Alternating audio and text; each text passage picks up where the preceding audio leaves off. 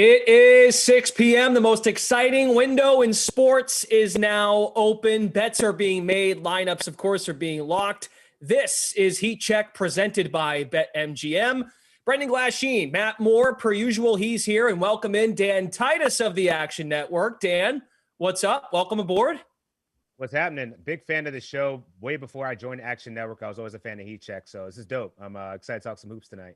All right, we're going to give you everything you need to get smart about tonight's slate, including the team in the NBA you have to bet and the player prop you have to take. Everything we talk about on this show, of course, all of it available to you on the award-winning Action Network app. So we are about at the halfway point now of the NBA regular season. It's crazy to say, but we're just about there. And we figured let's get an understanding of the NBA MVP race at this stage. And there are four guys we're going to talk about specifically, but if you take a look at the top players, according to BetMGM, as far as favorites to win the award, Durant, LeBron, DeRozan, Embiid, all players we're going to see tonight. If you had to bet on one of these four guys, because it pertains to this slate tonight, Matt Moore, who do you like right now? I still think there's value on Kevin Durant. I was low on him in preseason because I figured that the super team concept would hold him back. However, as you look at how this net season has played out, James Harden, obviously not in the best of shape, though I'm sure he's had fun elsewhere, and no Kyrie Irving, obviously, for half of the season. And so the Nets have really been up against it. They lost Joe Harris, and yet they've still racked up the second best record in the Eastern Conference. If the Nets finish with the number one seed, which is very possible given any sort of regression from the Bulls, Durant's going to look really good to voters. He's leading the league in scoring, 50% from the field, 40% from three, 8 rebounds, 5 assists. All the numbers are great for Durant. He's recognized as widely considered to be the best player in basketball. All those things combined, I still think that getting him at plus number 220 is pretty good value, especially if you're someone like me that's already got a position on the favorite, Steph Curry, back in preseason at 9-1. So I like KD at plus 220. So Durant is sandwiched between the front runners, Steph Curry. Then you have Giannis, Jokic, despite the Denver Nuggets struggles, Ja Morant, Joel Embiid. And Dan, let's go to you. You still have faith in the King. I still got faith in the King. I mean, he's 37 years old, and look what he's doing with such a horrible Lakers squad. I mean, granted, let's take it for what it is. He's had a very favorable schedule. He's been playing outside of his mind, though. And in the last 4 games, when they've deployed him at center, it's been a game changer. He's averaging 34 points per game as the center. We're not seeing anybody else do what he is doing in terms of value to the team. I mean, just look at the raw numbers here. In terms of value over replacement, he ranks 4th in the NBA right now, behind much of those favorites that you just discussed. And then if you look at BPM, he's 3rd. So, the value that LeBron is bringing, it can't be overstated. At 30-1, I'm getting some great value here that if they could somehow survive that brutal end of the schedule where they played 13 of their last 19 games on the road, I think there's a very good chance that LeBron can really get closer to this margin. You might have a nice cash out opportunity there. So LeBron's been stacking up the numbers, as you just mentioned. Someone else who's done that, and a guy I am going to turn to here, is Joel Embiid. Now, something interesting about Embiid. We had a pre-show meeting this afternoon in the noon hour, and Joel Embiid on BetMGM was at plus 5,000 to win MVP. Now he's at plus 3,000, and something seemed fishy. Something seemed up. And then what do you know? The report comes out from Adrian Wojnarowski of ESPN. Rich Paul met with Daryl Morey today, Elton Brand as well, to discuss the Ben Simmons situation. You read the report, there's really not all that much clarity, but what we do know is the future of Ben Simmons and the Sixers remains murky, and it feels like they are going to try and get him out of there at some point down the road, which to me means something is looming. And if something were to happen, it's going to happen less than a month from now. If the Sixers are going to make any noise in the East, they're 4.5 out from first place. First off, they're going to need some help. They're going to need some help from Chicago and Brooklyn, who play head-to-head tonight, but also Embiid will have to carry the load. He will be the story. And I think he's very much up for that challenge. He has scored at least 30 points in 7 straight games. I feel as if Chicago comes back down to earth, and as we know with this Brooklyn team, never mind the Kyrie Irving side story. And as Matt pointed out, the James Harden off the court, what's he up to? They're an injury away from opening the door for another Eastern Conference power. And of course, you have to worry about Giannis. But Milwaukee, or rather Philadelphia, with the leadership of Joel Embiid, makes for a very interesting rest of the season. And of course, you have to monitor Embiid's injury status as well. But I think at plus 3,000, I still think it's worth a look, even though that number has dropped since earlier this afternoon. So should be compelling. And as we said, we are midway through the year. So that stuff is starting to come up, and it's going to be a conversation, and contenders for that award will emerge. It's time for Better is Believing. One spread or one total for each of us. Matt, we'll go to you first. You go into a total. Deep in the heart of Texas. That's right. I'm going to Spurs Rockets. This game somehow has a total upwards of 230.5. That is extremely high given what we see in the market this season.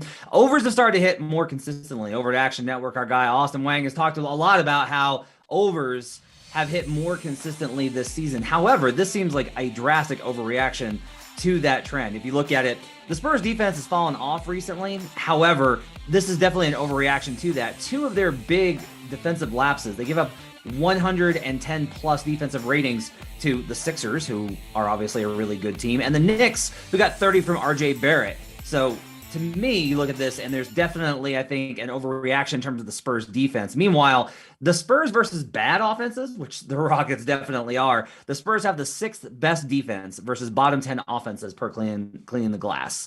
So I'm expecting the Spurs to be able to hold the Rockets down. And while the Spurs defense does play better versus bad teams, their offense doesn't necessarily play better. They're just 27th offensively versus bottom 10 defensive teams. So for me, there's a big opportunity here. I like the Spurs to go ahead and clamp down in this game. I think this goes under at 230.5. This has gone up all the way to 233.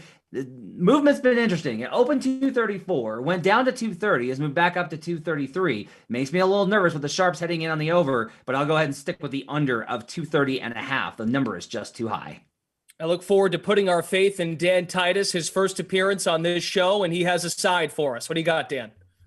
Yes, sir. I'm going with the Heat plus 2.5. Now, this line opened up at 4.5. I grabbed it immediately upon seeing it because I was just wondering, like, why is this line this way? It looked a little fishy to me, but you know, if you listen to the Buckets podcast, wherever you get your podcasts, they talked about it last night. And this line, it's really just about fading how bad the Hawks are right now. And we know about it. They just went through a road trip where they finished 2-4.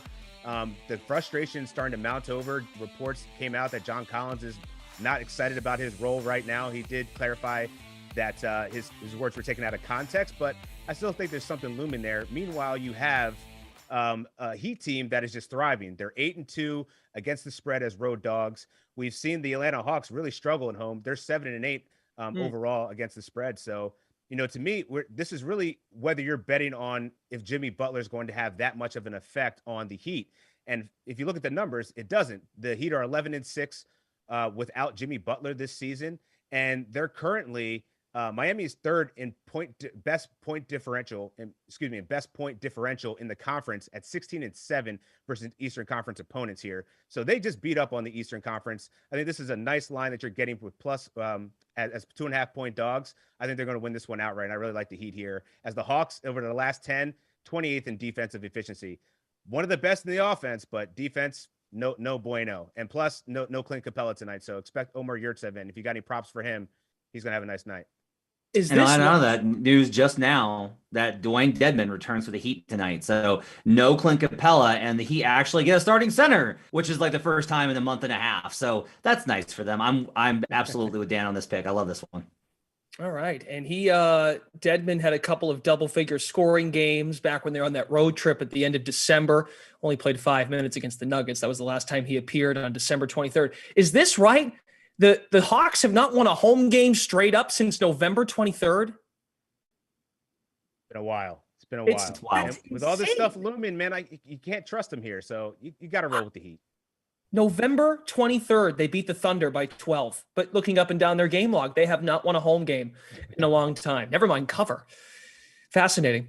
All right, I'm going to turn to Celtics Pacers. The Celtics were good to me a few weeks ago as far as taking them in an under.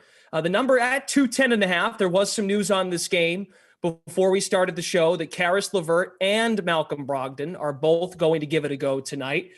LeVert is coming off a conditioning situation after sitting out 5 games due to the COVID protocols. And then Brogdon's been dealing with the Achilles. He will give it a go. The last time these two guys were in action was late December. But just looking back at Monday's game, Boston won 101-98. Two teams that are just horrible at closing games. I do see the same kind of game, though, even though the Pacers are getting those two guards back. Smart out for Boston. Guards, just looking at guards for Boston and Indiana. Bottom 7 in the NBA in three-point shooting this year, 24th and 25th, respectively. I don't see how it gets any better all of a sudden because Brogdon and LeVert are back. It takes a bit of time to get back in the swing of things, conditioning-wise, playing against other people, game speed. And since Jaylen Brown has returned for the Celtics, they have been a top-tier defensive team in the NBA. Fifth in opponent points allowed at 103.2, and second in opponent points in the paint at 39.6. And they had their way against Sabonis the other day. He's been their guy, their source of offense, if any. So I like an under. The number, and something that makes me feel even more confident about this, the number didn't move all that much despite Indiana getting a little healthier in the backcourt. So I like the under. Boston, Indiana tonight. That game is in Indiana. They played in Boston on Monday. So any thoughts I like on it. that? When they're on that, the Pacers are, let's see, 1, 2, 3, 4, 5, sixth slowest in terms of their offensive pace via dunksandthrees.com. They take the 6th longest time on average each possession. Boston's actually right behind them at 7th. So two teams that take their time. They are patient with their offensive approach. So on the pace side, I like it as well. Good pick there. Okay. And now, speaking of Boston, Indiana, it's time to give our favorite player props of the night. And Matt, you are going to go right back to this game, Boston and Indiana. Yeah, I'm going with Al Horford, over 2.5 assists here. Now, he did not have over 2.5 assists the last time these two teams played in that slog game that you mentioned. However, for me, this is all about a scheme play. This is where I like to target props. And the Pacers play the second most in the league at the level. What that means is in pick and roll situations, they bring the big up and they play and they try and apply pressure on the guard to get the ball out of their hands. They play an aggressive defense and trust their backline rim protection with Miles Turner. So what that means is the big rolling, if he's a good passer, he can rack up assists because he's basically got a 4-on-3. So from that situation, especially with Brogdon back, I think that will work because Brogdon's not a great defender at the level. He works a lot better coming over the top of screens. So I think Al Horford will get the ball on the short roll a lot more. Robert Williams, I think, is more of a direct attack. He likes to dunk. He's not necessarily a playmaker yet. But Horford's a very good passer. So you combine the scheme advantage with just where Horford over in general is at. I think he's going to play a lot of minutes in this matchup, especially with the big matchup of Miles Turner and Domantas Sabonis. So I'll take Al Horford over 2.5 assists tonight versus the Pacers. Dan, you had a quick thought on that as far as what Matt's going with? Yeah, I like that because I think you're getting a little bit of buy low here because I did see Al Horford's props sitting at 3.5 for quite some time. So getting at 2.5 and just what Matt described, the offense that they're running through him, he certainly has a chance to rack up 3 assists and he could do that pretty quickly too. And just the matchup alone against the Indiana Pacers, big men usually thrive against them. So I love the pick for Al Horford.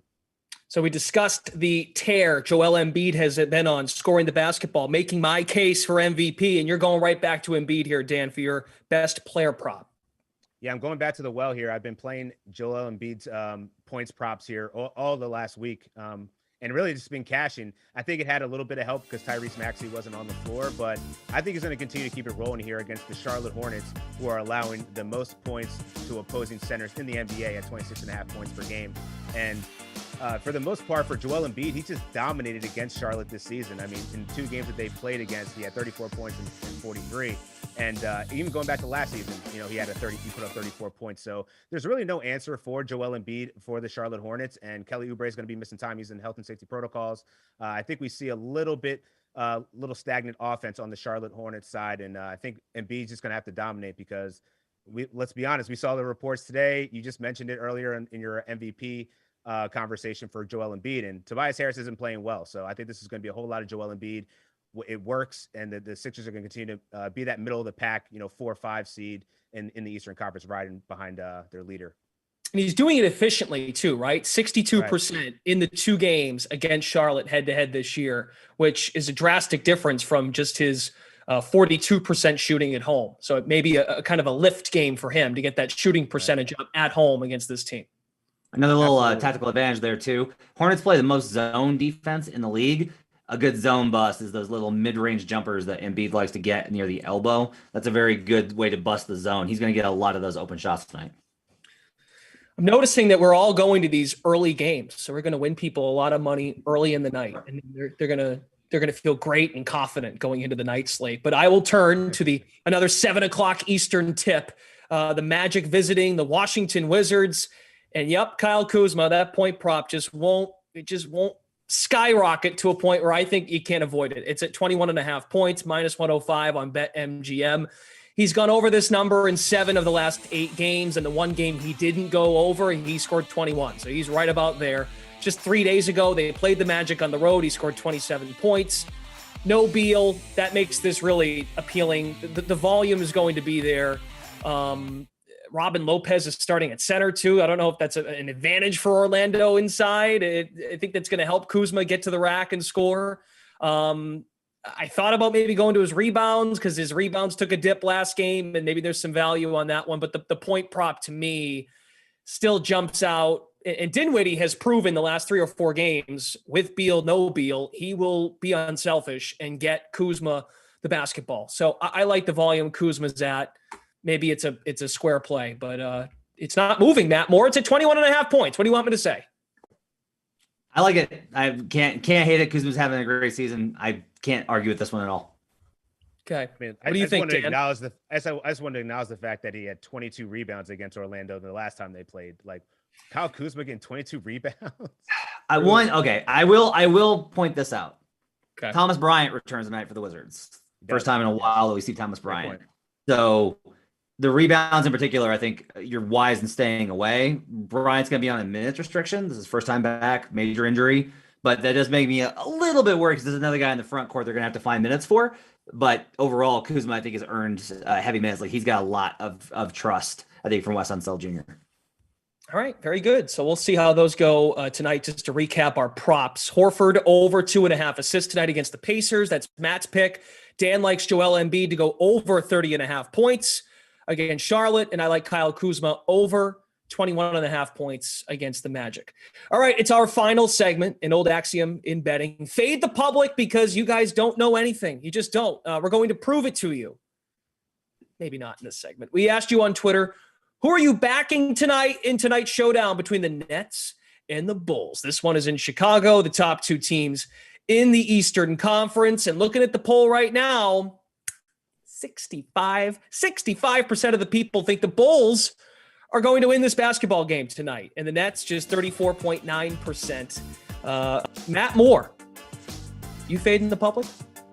I'm with the public. I'm a man of the people. I think the Bulls get the job done tonight. Look, my biggest thing here, the Nets are not good in these high-profile situations. They've lost a number of games to everybody who's actually really good. Like, when was the last Nets signature win? They don't have them because they don't care about the regular season, and 2, their defense is really a joke. It started to tail off after some outlier performances early in the season. Their defense is being revealed for what it is, which is mediocre at best, pretty bad, honestly.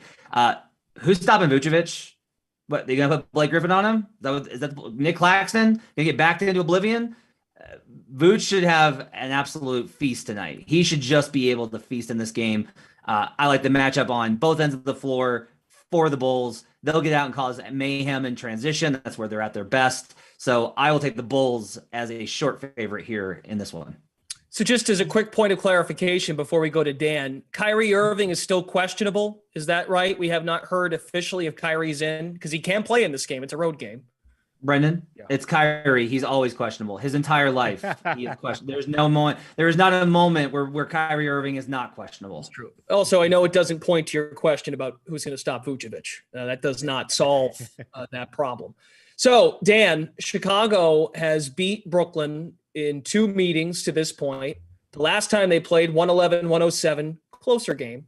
But earlier in the year, it was a blowout victory for the Bulls. What do you think?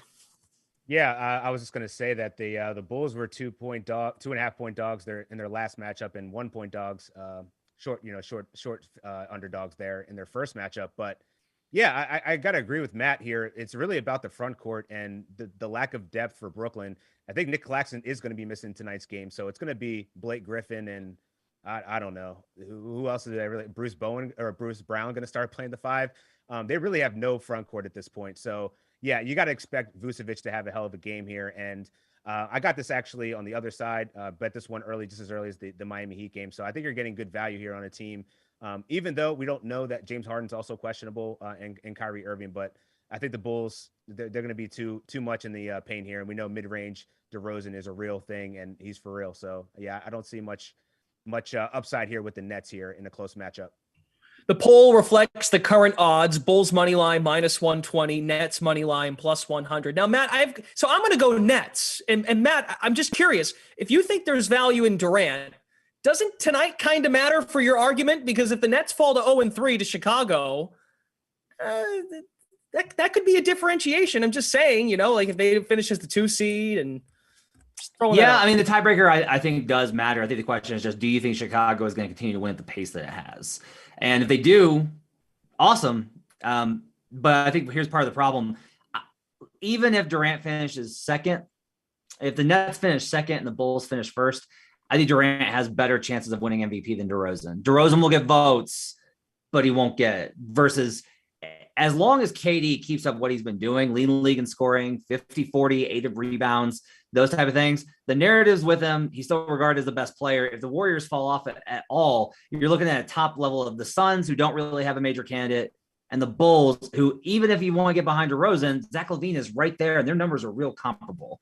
So for me, I don't think the voters will look back at these games versus the Bulls as a determining factor, even if Chicago helps win the number 1 seed via victory tonight.